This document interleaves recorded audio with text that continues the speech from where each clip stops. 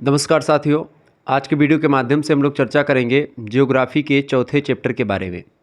जैसा कि इससे पहले आप लोगों ने चैप्टर में समझा होगा, बहुत ही बारीकी के साथ मैं समझाने का प्रयास करता हूं। ठीक इसी प्रकार से चैप्टर नंबर 4 के अंतर्गत हम लोग आज चर्चा करेंगे पर्यावरण प्रबंधन के बारे में, यानी कि जो इन्वायरमेंटल मैनेजमेंट होता है या इन्वायरमेंट मैनेजमेंट होता है उसके बारे में जानने का प्रयास करेंगे।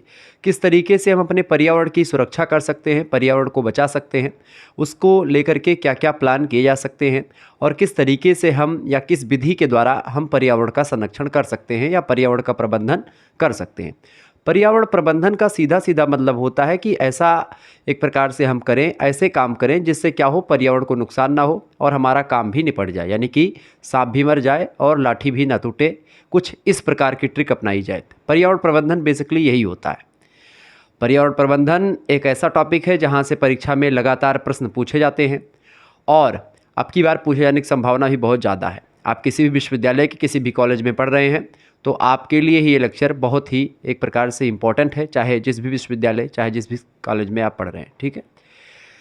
पर्यावरण प्रबंधन मतलब पर्यावरण आपदा प्रबंधन और मतलब जिसको आप डिजास्टर मैनेजमेंट कहते हैं, और क्लाइमेट चेंज आपको पढ़ना होता है बीए के 3rd सेमेस्टर में जब आप होते हैं, और जियोग्राफी आपका सब्जेक्ट होता है बेसिकली तब।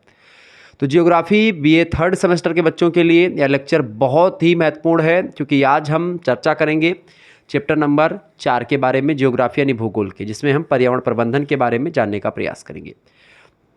पर्यावरण प्रबंधन से लगभग 10 नंबर आपका क्वेश्चन जो है यहाँ से पक्का कर देता हूँ मैं आज। और ऐसे ही क्वेश्चन जो लिखित टाइप के आएंगे उसके लिए तो इम्पोर्टेंट होगा ही, बाकी जो अति लघु मतलब लघुत्तरीय टाइप के जो क्वेश्चंस होंगे या फिर जो ऑब्जेक्टिव क्वेश्चंस आपके आएंगे तो सभी के लिए, चूँकि अति लघुत्तरीय और दीर्घोत्तरीय का यहाँ से तैयार हो जाएगा, और जो ऑब्जेक्टिव्स बनेंगे इसी के बीच से बनेंगे, तो वो भी आपका तैयार होता रहेगा। देखें टॉपिक आपका क्या है, पर्यावरण प्रबंधन, इन्वायरमेंट मैनेजमेंट। ठीक है। देखिए, पर्यावरण प्रबंधन अर्थात पर्यावरण के सभी तत्वों का समुचित प्रयोग, यानी पर्यावरण के जितने भी तत्व हमको एक प्रकार से प्रकृति के द्वारा मिले हुए हैं उन सभी तत्वों का समुचित प्रयोग किया जाए। समुचित मतलब होता है उचित मात्रा में प्रयोग किया जाए, जिससे आने वाली जो पीढ़ी है उसके लिए भी एक प्रकार से कुछ मात्रा बची रहे या उसके लिए भी उपयोगी मात्रा बची रहे। समुचित प्रयोग तथा इसके अवक्रमण को नियंत्रित करना। अवक्रमण का मतलब क्या होता है, खात्मे की ओर या हाशिए की ओर अपने एक प्रकार से है। मतलब ये कि पर्यावरण की जो क्वालिटी है उसमें लगातार गिरावट हो रही है, तो हम ही लोगों के जो वर्क होते हैं, हम लोग जो काम करते हैं, उन्हीं के द्वारा ही पर्यावरण का नुकसान होता है। तो ऐसे काम हम ना करें जिससे पर्यावरण को नुकसान हो, उसके साथ ही साथ हम ऐसे कामों को करें जिससे पर्यावरण को फ़ायदा हो और हमारा काम भी निकलता रहे। ठीक है। टी.एच. खुसू नाम के भूगोलवेत्ता, इन्होंने कहा पर्यावरण प्रबंधन को परिभाषित करते हुए कि पर्यावरण प्रबंधन का केंद्रीय विषय, यानी कि इसका जो सेंट्रल सब्जेक्ट है या एक प्रकार से जो मुख्य विषय है पर्यावरण प्रबंधन का, वो होता है प्राकृतिक एवं पारिस्थितिक, यानी जैविक, जिसको आप पारिस्थितिक बोलते हो उसमें जैविक घटक बेसिकली। तो प्राकृतिक एवं पारिस्थितिक पर्यावरण पर मानव का कार्यकलाप का दबाव घटाना अथवा न्यूनतम करना, यानी कि मनुष्य का क्रियाकलाप एक प्रकार से जो लगातार बढ़ रहा है पर्यावरण पर और पारिस्थितिकी पर, जैविक तंत्रों पर, तो उस पर एक प्रकार से जो दबाव बढ़ रहा है उसको कम करना पर्यावरण प्रबंधन कहलाता है। एक सिंपल शब्द में कहे तो, या पर्यावरण में निहित संसाधनों का अत्यधिक उपयोग करते हैं कौन, मनुष्य। अवांछित उपयोग करते हैं मतलब बिना मतलब के भी एक प्रकार से उसका उपयोग करते हैं, तथा दुरुपयोग करते हैं। तो इसी दुरुपयोग, अवांछित उपयोग और अत्यधिक उपयोग, इन्हीं से एक प्रकार से इन्हीं से बचाना है पर्यावरण को, यही ना होने पाए। ठीक है। तो दुरुपयोग ना करने का प्रयास होता है पर्यावरण प्रबंधन, ये बात आप ध्यान रखेंगे, ताकि जो संसाधन हैं जो प्रकृति के द्वारा हमको मिले हुए हैं उन संसाधनों पर एक प्रकार से मनुष्य जो है अवांछित दोहन, बिना मतलब का दोहन ना कर पाए। ठीक है। आगे बढ़ते हैं। अतः पर्यावरण प्रबंधन यानी इन्वायरमेंट मैनेजमेंट मानव के द्वारा रचित एक सुनियोजित, यानी कि सभी लोगों ने मिल करके एक रणनीति बनाई है, एक प्लान बनाया है। तो एक सुनियोजित किसके द्वारा, मानव के द्वारा रचित एक सुनियोजित और दीर्घकालिक लंबे समय की एक प्लान या लंबे समय की एक योजना होती है क्या, पर्यावरण प्रबंधन, यानी पर्यावरण एक प्रबंधन जो होता है एक प्लान होता है, प्रबंधन को मैनेजमेंट बोलते हैं, और प्रबंधन जो होता है वो एक प्लान के तहत होता है। तो एक ऐसा प्लान मनुष्यों का जो कि एक सुनियोजित ढंग पर हुआ है, पहले से डिसाइड हुआ है और एक लंबे प्रक्रिया के द्वारा या लंबे समय के लिए किया गया है, ताकि अपोषणीय विकास को छोड़ करके पोषणीय विकास अथवा सम विकास की ओर जाया जा सके। सम विकास मतलब क्या होता है? सतत विकास या संधारणीय विकास, या इसी को एक प्रकार से सस्टेनेबल डेवलपमेंट आप कह सकते हैं। यानी सस्टेनेबल डेवलपमेंट का मतलब ये होता है सीधा सीधा, इसके बाद हमको यही टॉपिक पढ़ना है, सस्टेनेबल डेवलपमेंट यानी कि सतत विकास के बारे में हम इसके बाद में चर्चा करेंगे, जहाँ से परीक्षा में लगातार प्रश्न पूछे गए हैं। सतत विकास दोस्तों वह एक प्रकार से विकास होता है जिसमें हम प्राकृतिक संसाधनों का या अन्य संसाधनों का जो प्रकृति के द्वारा हमको मिले हैं उनका उचित मात्रा में विवेक संबद्ध तरीके से दोहन करते हैं। मतलब कि जब हम कोई संसाधन जैसे कोयला है तो कोयला इतना ना एक प्रकार से मतलब इतना ही दोहन करे जिससे क्या हो, कोयले का दोहन इतना ही करे महोदय जिससे एक प्रकार से हमको कोई हानि ना हो। ठीक है, हमको कोई हानि का मतलब क्या होता है? कोयले का इतना दोहन करें जिससे हमारी आवश्यकता की पूर्ति हो जाए और जो हमारी भावी पीढ़ी है, मतलब कि जो हमारे एक प्रकार से आने वाली पीढ़ी, हमारे आने वाली नस्ल है, उसके लिए भी कोयला उचित मात्रा में बचा रहे। तो ऐसे प्रकार के दोहन से होता है एक प्रकार से इसका मतलब। ठीक है, कुल मिलाकर के मेरे कहने का मतलब ये है कि सतत विकास का तात्पर्य उस विकास से होता है जिसमें जो अगर प्राकृतिक संसाधनों का हम दोहन करते हैं और उससे अपना विकास करते हैं तो प्राकृतिक संसाधनों का विवेकपूर्ण तरीके से दोहन करें। एक जितना आवश्यक हो हमको कोई चीज़ों की उतना ही एक प्रकार से हम लें, ज़्यादा उसका दोहन ना करें। ठीक है, ताकि हमारी जो आने वाली पीढ़ी है उसके लिए भी वो संसाधन बचे रह सकें। तो अपोषणीय विकास को छोड़ करके पोषणीय विकास या सम विकास की ओर एक प्रकार से जो ये पर्यावरण प्रबंधन है ये ले जाता है। इसके लिए मानव को विभिन्न उपाय तलाशने हैं। हालांकि कई मूलभूत सिद्धांत तथा संकल्पनाएं तो मनुष्य ने विकसित भी किए हैं इसके लिए, ताकि पर्यावरण को एक प्रकार से सुनियोजित बनाया सके, पर्यावरण अच्छा रह सके। इसके लिए कई उपाय किए गए हैं, जैसे कि पहली बात यह कि प्राकृतिक संसाधनों का उतना ही प्रयोग करें जितना कि जैव भू रासायनिक चक्रों के द्वारा लगातार पुनरावृत्ति की जा सके। जैव भू रासायनिक चक्र क्या है? जैव भू रासायनिक चक्र वह प्रक्रिया होती है जिस प्रक्रिया के द्वारा, जैसे मान लेते हैं हमने 10 किलो कोयला निकाला, मतलब एक मोटा मैं बता रहा हूँ, 10 किलो कोयला आपने खुद निकाला। अब एक प्रकार से जैव रासायनिक क्रिया या 10 कोयला छोड़ दो, आपने पानी का इतना उपयोग किया कि आपने जो है 1 क्विंटल पानी एक प्रकार से एक दिन में यूज किया। अब 1 क्विंटल पानी एक दिन में आपने यूज किया और अगले दिन 1 क्विंटल पानी, जो एक प्रक्रिया होती भू रासायनिक जैव भू रासायनिक प्रक्रिया, ये 1 क्विंटल पानी दूसरे दिन फिर से पीने के लिए बना दे। यानी कि 1 क्विंटल पानी का आप उपयोग कर रहे हैं और 1 क्विंटल पानी इसके द्वारा बन जा रहा है, यानी कि जितना पानी आप उपयोग करे हैं उतना पानी फिर से वो बन गया। ठीक है, तब तो ठीक है, वहाँ तक ठीक है कोई चीज़ करना। लेकिन अगर आप 2 क्विंटल पानी का यूज करने लगे और भू रासायनिक प्रक्रिया के द्वारा 1 ही क्विंटल एक दिन में पानी बन रहा है, तो ऐसे में पानी की मात्रा कम हो जाएगी, जिससे आने वाले जो लोग होंगे उनको पानी एक प्रकार से नहीं मिल पाएगा। यही एक प्रकार से कंट्रोल करना पर्यावरण प्रबंधन होता है कि हम 1 क्विंटल पानी का ही यूज करें, यानी जितना एक प्रकार उतना यूज करें जितना भू रासायनिक चक्र जो है वो एक प्रकार से उसकी क्षतिपूर्ति कर ली जाए। ठीक है, दूसरी बात उनके क्रियाशील तथा पारस्परिक संबंध बने रहे एवं मनुष्य द्वारा प्रदूषित क्रियाकलापों से उत्पन्न अपशिष्ट पदार्थ, यानी जो मलबा है, कूड़ा कबाड़ है, ठीक है, कूड़ा करकट है आदि का अवशोषण और निस्तारण मात्र प्राकृतिक प्रक्रियाओं के द्वारा ही किया जाए। मतलब कि ये सभी ऐसे तैसे ना फेंक दिए जाएं, इसका जो विधि होती है ताकि एक प्रकार से पर्यावरण का नुकसान उससे ना हो, ऐसी विधि का प्रयोग करके इन चीज़ों को एक प्रकार से फेंका जाए, कूड़ा कबाड़ को। इस तरीके से हम पर्यावरण का प्रबंधन कर सकते हैं। पर्यावरण प्रबंधन के लिए विभिन्न संरक्षण दृष्टिकोण, मतलब कि जो दृष्टिकोण है, पॉइंट ऑफ व्यू है, जिससे के माध्यम से हम लोग पर्यावरण पर नज़र रखते हैं, पर्यावरण का प्रबंधन करते हैं। देखिए, संरक्षण का अर्थ व्यक्ति तथा समय के साथ परिवर्तनशील होना है। सामान्यतया यह शब्द संसाधनों की कमी से संबंधित होता है। आरंभ में संरक्षण को कुछ विचारणीय दृष्टिकोण से संबंधित किया गया। प्रथम दृष्टिकोण परिगणना तथा सर्वेक्षणों के द्वारा संसाधनों की सीमाएं निर्धारित करने के संबंध में था। द्वितीय जो दृष्टिकोण था पर्यावरण प्रबंधन का वो ये था कि संसाधन प्राप्ति की सीमाएं समाप्त करने तथा उत्पादन को टालने की धारणा से रिलेटेड था। तीसरा दृष्टिकोण था यथासंभव संसाधनों की निरर्थकता को कम करने के सतत प्रयास तथा बहुप्रयोग के प्रोत्साहन की आवश्यकता से संबंधित था। चौथा दृष्टिकोण संरक्षणात्मक परंपराओं से संबंधित रहा, जो कि विकास की तीव्र गति के कारण होने वाले संसाधनों के विनाश से प्रकृति की सुरक्षा करता है।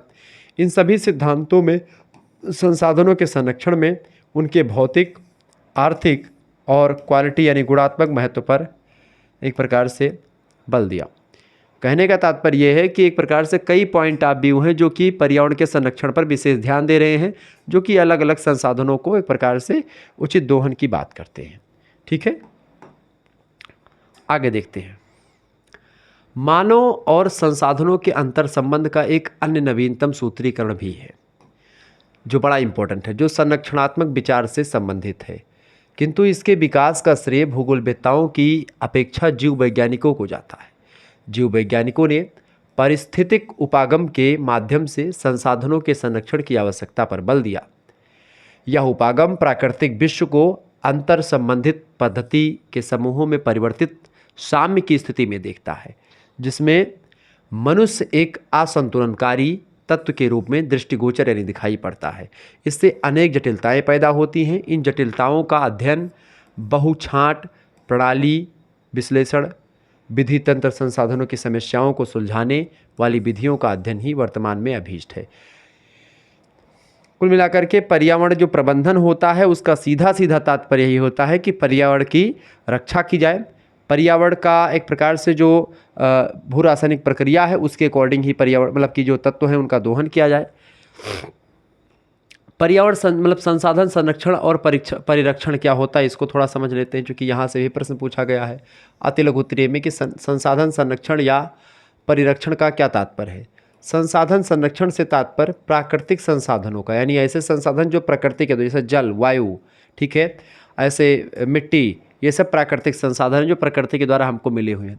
प्राकृतिक संसाधनों को भविष्य के उपयोग के लिए सुरक्षित करना है ताकि हमारी आने वाली पीढ़ी उसका उपयोग कर सके। इसके विपरीत संसाधन परिरक्षण का अर्थ किसी वर्तमान संसाधन का मानव के द्वारा उपयोग ना किए जाने से है। देखिए, संसाधन संरक्षण का मतलब क्या होता है? संसाधन संरक्षण का मतलब होता है कि प्राकृतिक संसाधनों का आप जो है उचित तरीके से विवेकपूर्ण सम्मत तरीके से दोहन करें ताकि एक प्रकार से आने वाली पीढ़ी के लिए कुछ चीज़ें बची रह सके। लेकिन संसाधन परिरक्षण का मतलब क्या होता है? किसी वर्तमान संसाधन का मानव के द्वारा उपयोग ना किए जाने से, यानी कि पूर्णतः रोक लगा दो कि भाई इस संसाधन का मनुष्य उपयोग नहीं कर सकता। ठीक है, ये बात ध्यान रखेंगे।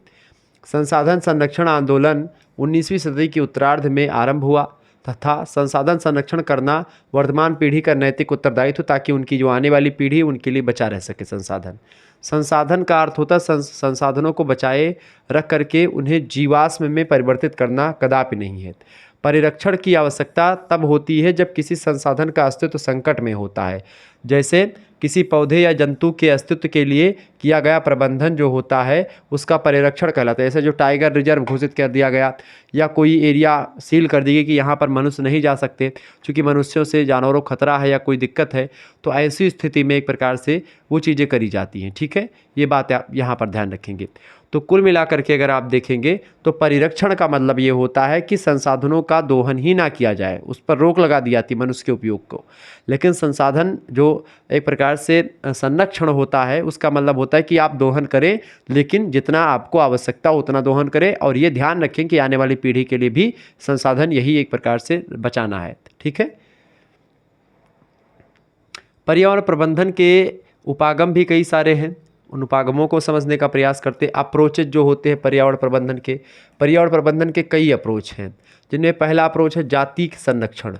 इनके अंतर्गत जैव प्रजातियाँ जिनका अस्तित्व संकट में, ऐसी जातियाँ जीवों की जो कि संकट में हैं, उन जातियों को एक प्रकार से बचाया जाए, उनके लिए रिजर्व की व्यवस्था करी जाए। ठीक है, तो उन्हीं का संरक्षण जातीय संरक्षण में शामिल किया गया है। जैसे कि काले हिरण आजकल ख़त्म हो रहे हैं, तो इनके लिए एक प्रकार से रिजर्वेशन किया जाए ताकि एक प्रकार से ये लोग बचे रह सके। ठीक है, जैसे गिर सिंह हो गए, ये सब दुर्लभ जीवों का संरक्षण इसी श्रेणी में आता है, जातीय संरक्षण वाले में। दूसरा पर्यावरण प्रबंधन में उपागम है निवास संरक्षण।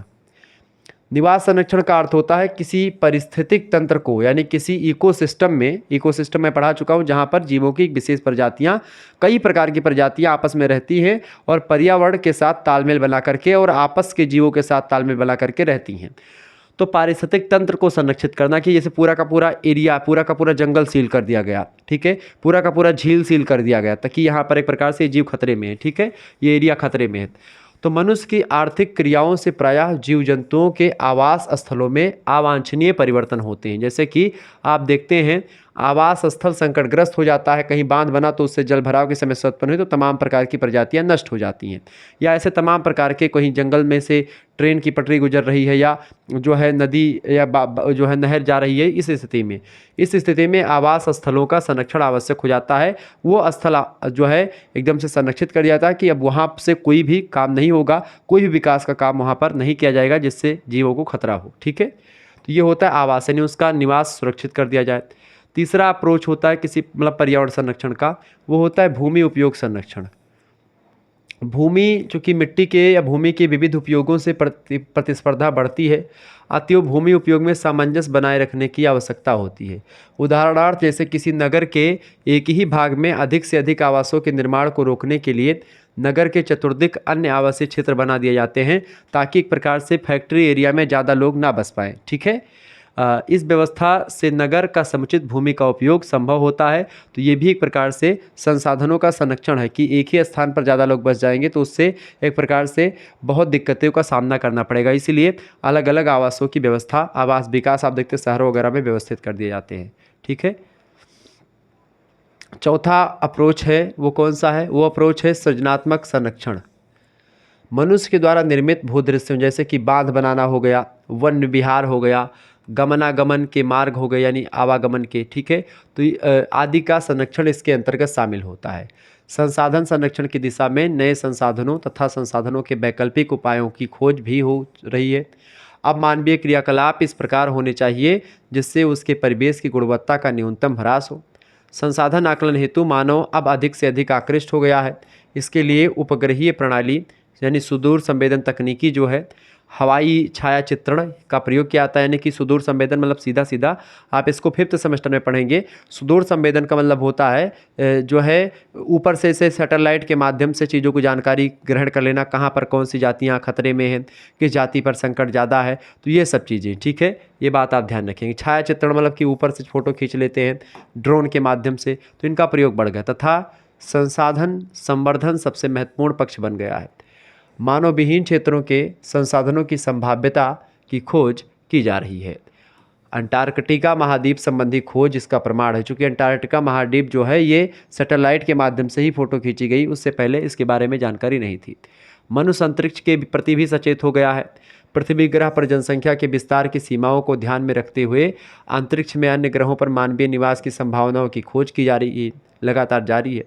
ये सभी उपाय संसाधनों के सृजनात्मक संरक्षण की दिशा में अग्रसर कदम है जो संसाधनों को एक प्रकार सुरक्षित रखने के प्रयास में किए जा रहे हैं ताकि एक प्रकार से जो पृथ्वी का जनाधिक्य है वो कम किया जाए और अलग अलग स्थानों पर लोग बस सकें।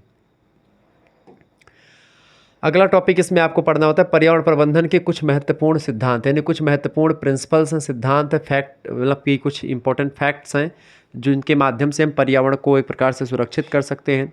पर्यावरण प्रबंधन के कुछ महत्वपूर्ण सिद्धांतों में देखिए, पर्यावरण संरक्षण का अर्थ होता है दीर्घकालीन लगातार उत्पादन की पूर्ति के लिए प्राकृतिक संसाधनों का विवेकपूर्ण प्रयोग, उनका परिरक्षण और नवीनीकरण संसाधनों के पुनरुत्पादन से है। यानी ऐसे संसाधन जिनका एक प्रकार से दोबारा से दोहन हो सकता है, उनको एक प्रकार से दोबारा से ऐसी प्रक्रियाओं के द्वारा उनका पुनरुत्पादन किया जाए ताकि वो संसाधन भावी पीढ़ी के लिए बचे रह सके।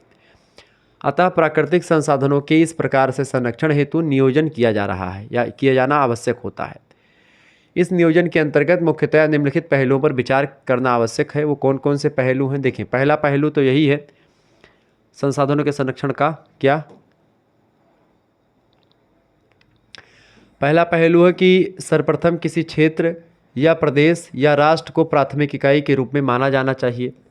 दूसरा, इस क्षेत्र के संसाधन आधार को ज्ञात करना आवश्यक है जिसके लिए विभिन्न प्रकार के ज्ञात और संभावित संसाधनों की मात्रा, गुण तथा विशेषताओं आदि के बारे में जानकारी प्राप्त की जानी चाहिए। इस कार्य के लिए वातावरण के विभिन्न तत्वों के पारस्परिक अंतर संबंध के सिद्धांत को ध्यान में रखना बहुत ज़रूरी है, जिसके अनुसार वातावरण के किसी एक तत्व का शोषण दूसरे तत्व को भी प्रभावित करता है। तो इस वजह से सबसे पहले किसी भी क्षेत्र के या किसी भी प्रदेश के प्राथमिक इकाई के रूप में एक प्रकार से पहले उसको एक डिसाइड कर ले, उस क्षेत्र के संसाधन आधार को समझ लें, वहाँ पर क्या क्या चीज़ें हैं, क्या क्या चीज़ें नहीं हैं, उन चीज़ों का ज्ञान हो जाए, फिर उसके बाद में वहाँ पर चीज़ों को इम्प्लीमेंट करें। दूसरी बात ये कि प्रदेश में जिन संसाधनों की मात्रा सीमित है यानी कम है, या जो संसाधन क्षयशील अर्थात अनवीनीकरण है, यानी ऐसे संसाधन जिनका दोबारा से दोहन नहीं हो सकता है, दोबारा उनको उत्पत्ति नहीं हो सकती, वो उतने ही रहे हैं जितने हैं, उनका संपूर्णता वैज्ञानिक ढंग से शोषण किया जाए, उनका उपयोग वैज्ञानिक ढंग से किया जाए ताकि वो एक प्रकार से उचित मात्रा में बचे रह सके, तथा महत्वपूर्ण आवश्यक कार्यों के लिए ही प्रयोग किया जाना चाहिए उनको, ताकि एक प्रकार से वो भावी पीढ़ी के लिए संरक्षित रह सके। यानी ऐसे संसाधन जिनका दोबारा से दोहन नहीं या दोबारा से उत्पादन नहीं हो सकता, ऐसे संसाधनों का कम से कम मात्रा में या उचित मात्रा में ही दोहन करें। तीसरा सिद्धांत ये है कि प्रदेश के ऐसे संसाधनों के विकास के लिए प्रयत्न किए जाने चाहिए जिनकी उत्पादकता में वृद्धि और विस्तार किया जाना संभव हो, यानी कि ऐसे संसाधन जिनका उत्पादन जिनके उत्पादन में जैसे विस्तार हम कर पाएँ, हमारे पास ऐसी टेक्नोलॉजी हो जिसके माध्यम से हम संसाधनों का विकास कर पाएँ, तो ऐसे में हमको करना चाहिए जिनकी उत्पादकता में वृद्धि विस्तार किया जाना संभव हो।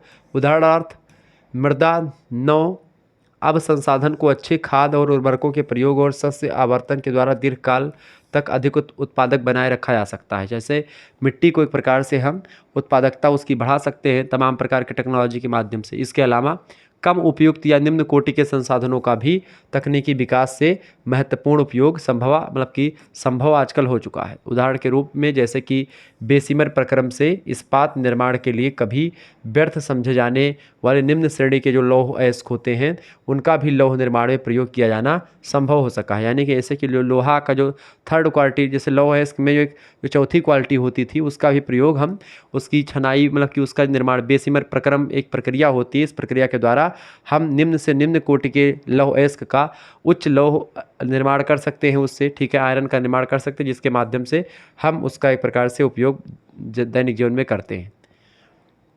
चौथा प्रक्रम ये है कि प्रदेश के उन संसाधनों की जो मानव की तत्कालीन आर्थिक आवश्यकताओं की पूर्ति की दृष्टि से उस समय कम उपयोगी हों, नष्ट नहीं करना चाहिए उनको, क्योंकि कुछ चीज़ें जो आज हमारे लिए उपयोगी नहीं है, हो सकता है भविष्य के लिए वही चीज़ें उपयोगी हों।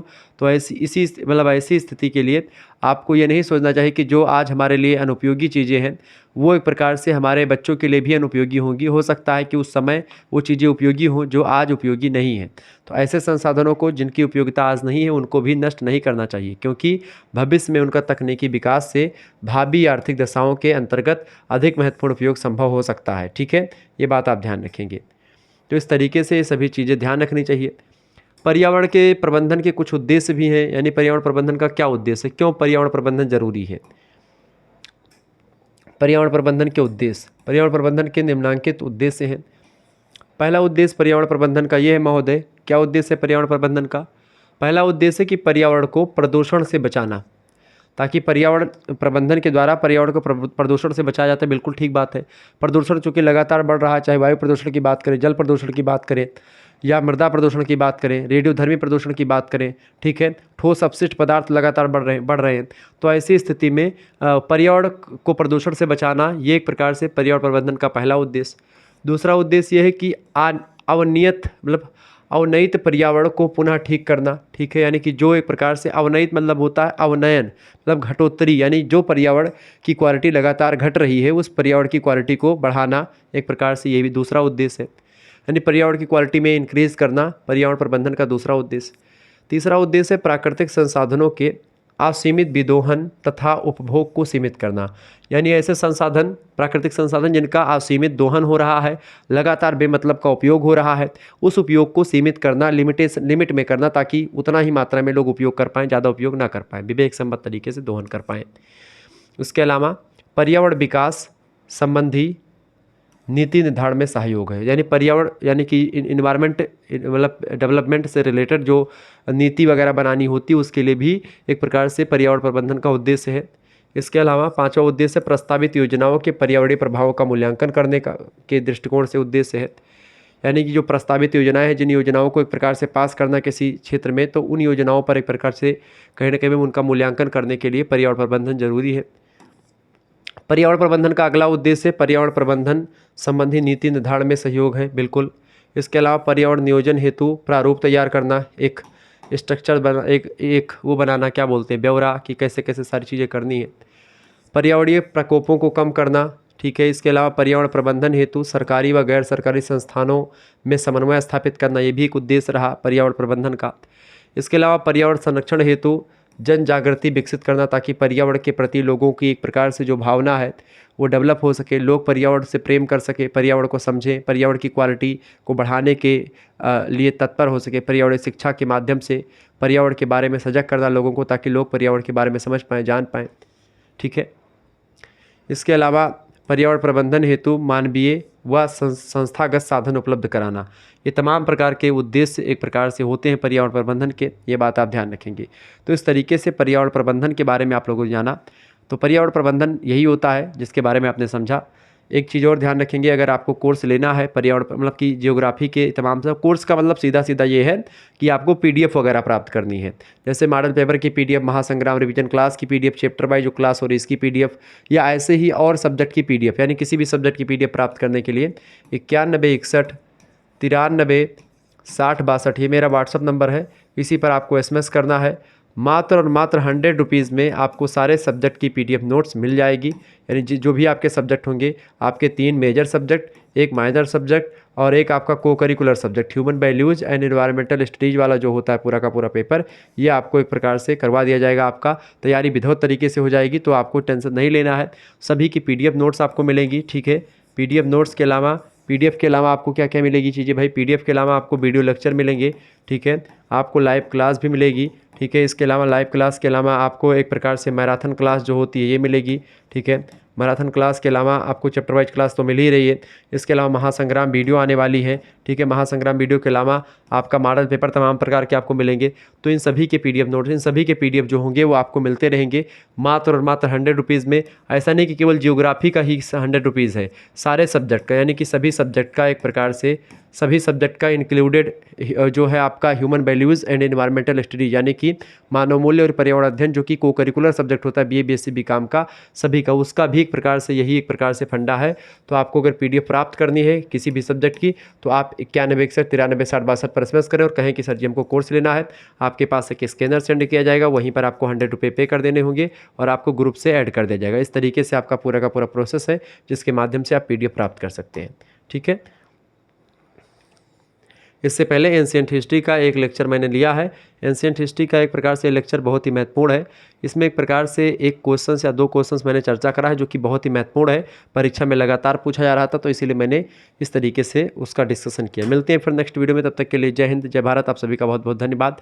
हमारे साथ जुड़ने के लिए इसी प्रकार से अपना प्यार हमेशा बनाए रखेंगे। बहुत बहुत धन्यवाद।